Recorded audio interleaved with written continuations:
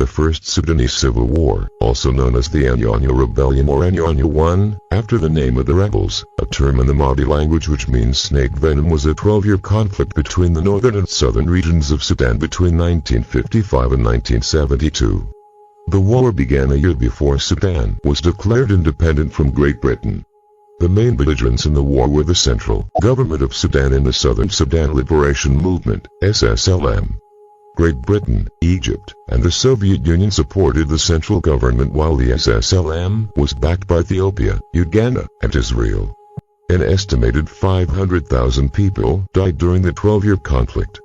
The war was divided into 4 major stages. Initial guerrilla warfare, the creation of the Anyanya insurgency, political strife within the government and establishment of the South Sudan Liberation Movement. The roots of the conflict can be traced to 1953, when the United Kingdom and Egypt agreed that Sudan would become an independent nation in 1956. Until 1956, the British government, in cooperation with the Egyptian government, under a condominium governing arrangement, administered Southern Sudan and Northern Sudan as separate regions under international sovereignty. At the time, the two areas were merged into a single administrative region after political pressure from the northern elites. This act was taken without consultation with minority southern leaders, who feared being subsumed by the political power of the northern elites and the colonial political structure. Additionally, the British colonial administration favored the northern elites during the process of decolonization, granting them a majority of political power during the transition to independence. British colonial policy in Sudan had a long history of emphasizing development of the Arab North, and largely ignoring the black African South, which lacked schools, hospitals, roads, bridges, and other basic infrastructure. The continued neglect of the southern region by the Khartoum government led to uprisings, revolt, and the longest civil war on the continent. On August 18, 1955, the Equatoria Corps, which was composed mostly of British colonial soldiers from southern Sudan, attempted to disperse a crowd of protesters in the town of Territ, Sudan, now Territ, South Sudan. The southern soldiers, however, appeared to be sympathetic to the protesters, prompting the central government in Khartoum, the capital of Sudan, to replace them with troops from the northern region.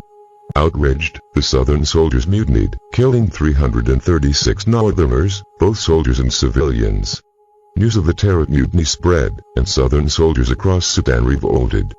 The immediate causes of the mutiny were a trial of a southern member of the National Assembly and an allegedly false telegram urging northern administrators in the south to oppress southerners.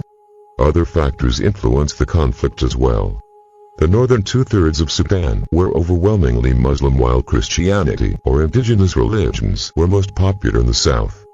Culturally, northern Sudanese people spoke Arabic and identified with Saudi Arabia and North Africa, while the southerners looked to Ethiopia and the newly independent states of sub-Saharan Africa.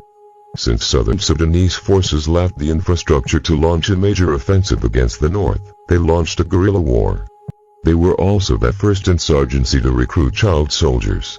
As the fighting progressed, Southern Sudanese rebels divided into 2 factions.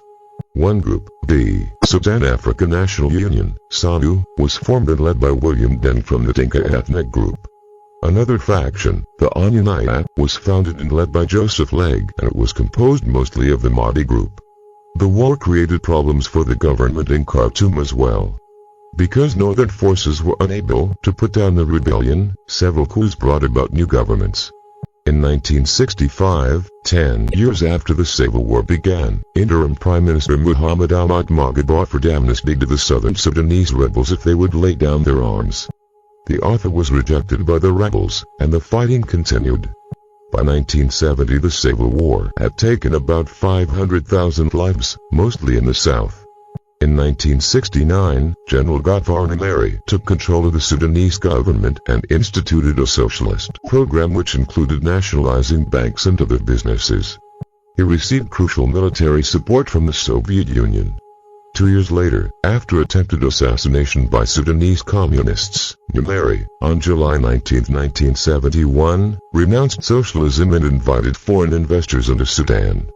8 months later, on March 27, 1972, the government in Khartoum and the southern rebels signed the Addis Ababa Agreement, which ended the First Sudanese Civil War.